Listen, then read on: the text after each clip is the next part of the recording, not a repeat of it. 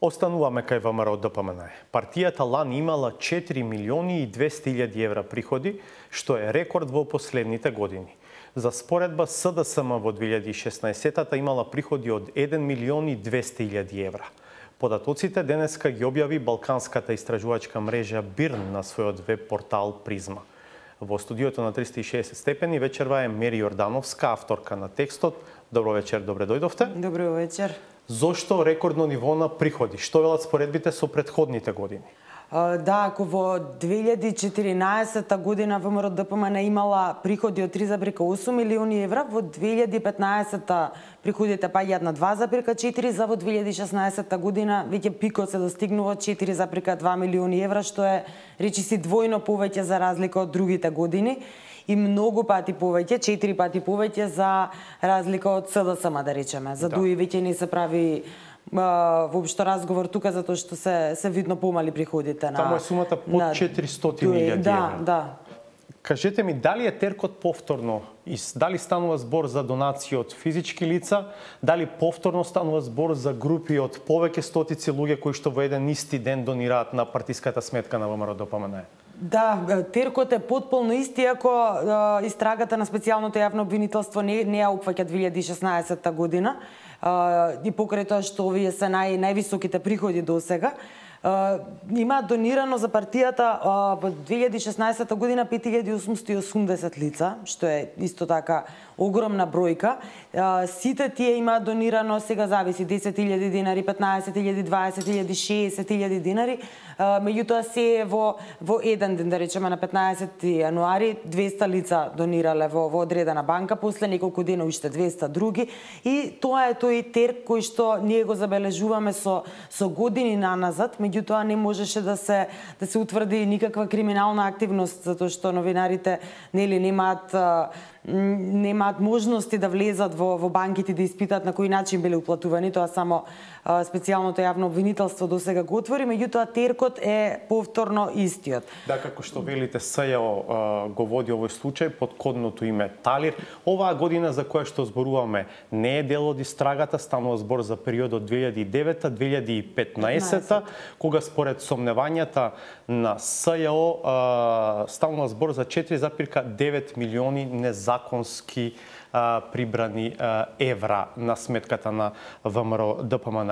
И само да кажеме, оваа сума од 4,2 милиони евра за 2016-та се приходи надвор од приходите кои што партијата ги добила за изборите. Да, ова е регуларната сметка, фактички сметката на која што се собираат средства преку донации, преку чланарини, евентуално закупнини, значи на тој начин се стекнати, не се стекнати за донации за избори. Значи ова е сосема друга сметка, ова е регуларната сметка на ВМРО ДПМН и на останатите партии. Значи ова се лица кои што доброволно сакале да донираат во партијата надвор од и покрај тоа што во 2016 имаше избори на сметката регуларна на тогашната владеачка партија. Иако истрагата Талир за претходните години се сомнува дека станува збор за голем број фиктивни уплати од претходно незаконски прибавени средства. Но и покрај овие приходи, партијата има исклучително мал број вработени. Исклучително мал број редовно вработени во на бела огромна палата работат. Тоа е, мислам дека една многу голема тема за истражување, како е возможно и да земеме пример една фирма која што, да кажем, има приходи од 4,2 милиони евра, има голем број вработени. Тоа се фирми со толкави приходи, очекувано и нели, колку што се поголеми приходите, толку да е поголем бројот на вработувањата. Кај ВМРО ДПМН се забележува една стагнација во поглед на вработувањата. Во 2014-та, например, партијата има само едно вработено лице.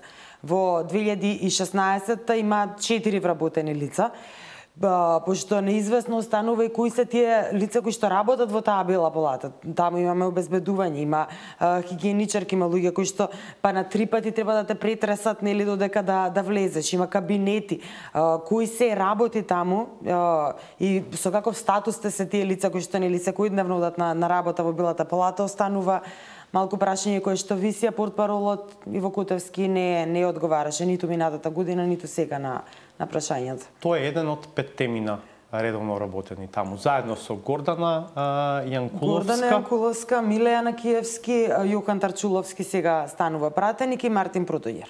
Добро, вие во вашиот текст забележувате на квалитетот на податоците кои што годинава ги добивате од Централниот регистар. Зошто? Во што е проблемот?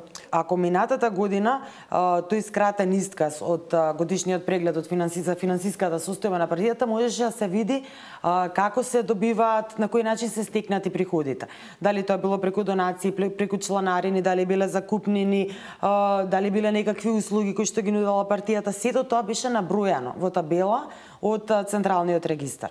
И тоа беше расчленато по ставки. Да речеме, од 4 милиони евра, 3,9 милиони евра се од донации.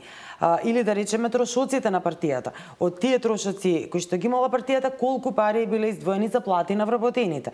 Потоа можеше да се пресмета колку од прилика изнесува просечната плата која што ја зема еден вработен во ВМРО ДПМН и слично. Оваа година тие ставки се празни, значи ги нема. 3 ставки се само кога го побаравме скратениот исказ за финансиската состојба, 3 ставки се приходи, расходи и на крајот салдото конечно. Зошто имате објаснување? Ние кога ги земав резултат, кога ги земав од таму финансиските извештаи, ми рекоа доколку сакате толку детални работи за секоја од тие ставки, понатаму треба да платите 70 денари, ама треба точно да нагласите што ви треба, дали ви треба плата, дали ви треба слично. Нешто така што не ми е јасно сумата која што се плаќа за таа услуга во Централниот регистар е иста, а голем број ставки кои што реално даваат добра слика за тоа што се случува во една политичка партија сега изостанува, што е навистина отворено прашање од кои причини Централниот регистар наеднаш одлучува да ги скрати тие ставки да не ги внесе во овие извештаи. Добро, ќе следиме да видиме што дополнително евентуално ќе истражите и ќе објавите. Овој ваш денешен текст е само дополнување на она што СЈО го објави пред неколку недели, а и вие и други истражувачки тимови го работеа во претходните години за сомнителното финансирање на ВМРО ДПМН, една од најбогатите партии во Европа. Благодарам што вечерва бевте дел од 360 степени. Благодарам за поканата.